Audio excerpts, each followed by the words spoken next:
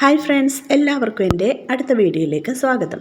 അപ്പോൾ ഇന്നത്തെ വീഡിയോയിൽ അഗ്ലോണിമ പ്ലാന്റിൻ്റെ കുറച്ച് കെയറിങ്ങും പ്രൊപ്പഗേഷനൊക്കെ നമുക്കൊന്ന് കണ്ടാലോ.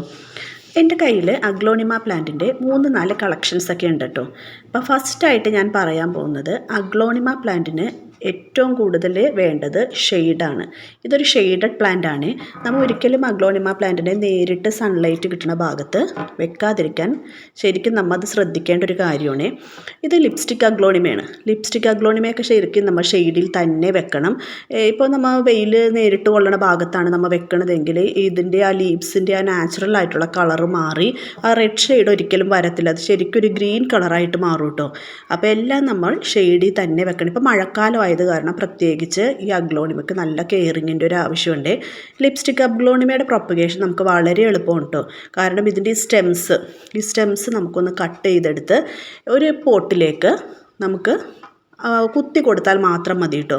പെട്ടെന്ന് അതിൻ്റെ വേര് പിടിക്കും. പെട്ടെന്ന് വളർത്തിയെടുക്കാൻ പറ്റിയ അഗ്ലോണിമയുടെ വിഭാഗത്തിൽപ്പെട്ടൊരു പ്ലാന്റ് ആണ് ലിപ്സ്റ്റിക് അഗ്ലോണിമ. അടുത്തത് കാണുന്നത് ഈ പ്ലാന്റാണ്.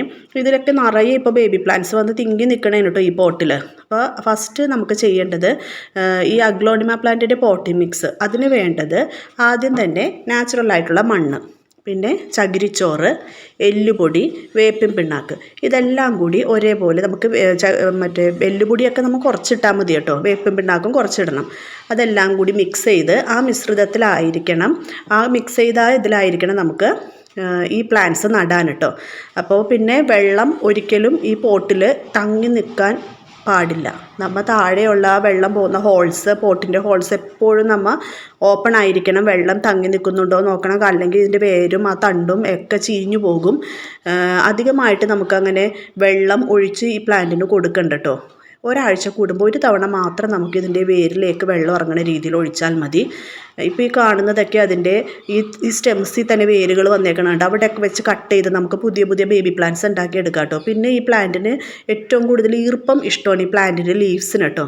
നമുക്ക് ആ ലീവ്സിലേക്ക് 2 ദിവസം കൂടുമ്പോൾ ഒന്ന് സ്പ്രേ ചെയ്ത് കൊടുക്കുകയോ, പോസിലാണ് നനക്കണമെങ്കിൽ നമുക്ക് അതിൻ്റെ ലീവ്സിലേക്ക് ഒന്ന് വെള്ളം ഒന്ന് ചീറ്റിച്ചങ്ങോട്ട് കൊടുത്താൽ മതി. അപ്പോൾ അതിൽ നിന്ന് വീഴുന്ന ആ വെള്ളം മതി അതിൻ്റെ വേരിന് കേട്ടോ. അങ്ങനെ 2 ആഴ്ച കൂടുമ്പോഴായാലും നമുക്ക് വേരിന് വെള്ളം കൊടുത്താൽ മതി. ഇപ്പോൾ ഈ പ്ലാന്റ് കണ്ടോ, ഇത് ഞാനിപ്പോൾ വെയിലത്ത് വെച്ചിരുന്നതാണ്. മഴയൊക്കെ ആവണേന് മുമ്പ് വെയിലത്ത് വെച്ചൊരു പ്ലാന്റ് ആയത് കാരണം അതിൻ്റെ ലീവ്സൊക്കെ കണ്ടോ ഇതുപോലെ കരിഞ്ഞ ഒരു ഇതായിട്ട് വരുന്നുണ്ട്. വട്ടമായിട്ട് കരിഞ്ഞിങ്ങനെ പോകും വെയിലത്ത്. അത് കാരണം നമ്മൾ ഈ പ്ലാന്റ്സ് വെക്കരുത്. അതിൻ്റെ ലീവ്സിൻ്റെ കളർ നല്ല ഡിഫറെൻ്റ് ആയി മാറും കേട്ടോ. ലിപ്സ്റ്റിക് അഗ്ലോണിമയും അതെ, എല്ലാ പ്ലാന്റ്സും അതെ. ഇതുപോലെ ഈ റെഡ് കളറിൽ ആ ഷെയ്ഡ് വന്നതുണ്ടെങ്കിൽ നമ്മൾ ഷെയ്ഡിൽ തന്നെ ഇത് വെക്കണം.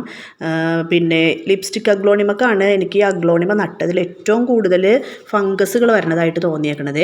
കണ്ടോ ഇതിൻ്റെ ലീവ്സിൽ ഇതുപോലെ ഇതൊക്കെ ഒരു ഫംഗസാണ് കേട്ടോ ഇരിക്കണത്. പിന്നെ അതിൻ്റെ ആ സ്റ്റെംസിൽ മുഴുവനും കറുത്ത കളറിൽ ഒരുപാട് പേർ പെസ്റ്റിസൈഡ്സ് ഒന്നും ഞാനങ്ങനെ യൂസ് ചെയ്യാറില്ല.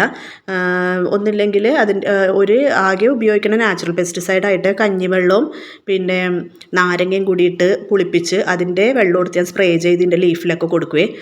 അല്ലെങ്കിൽ ഞാൻ ചെയ്യണമെന്ന് വെച്ച് കഴിഞ്ഞാൽ ഒരു തുണിയെടുത്ത്, കോട്ടൺ തുണിയെടുത്ത് വെള്ളത്തിൽ മുക്കി ഇതിൻ്റെ ലീവ്സിലെ ആ ഫംഗസ് ഉള്ളതൊക്കെ ഞാനിങ്ങനെ തുടച്ച് മാറ്റും കേട്ടോ. അത് കുറച്ച് മെനക്കെട്ട പണിയാണ്, എന്നാലും ഞാനതൊക്കെ ചെയ്തു കൊടുക്കാറുണ്ട്. ഈ ലീവ്സ് തന്നെ നോക്കിക്കോ കേട്ടോ.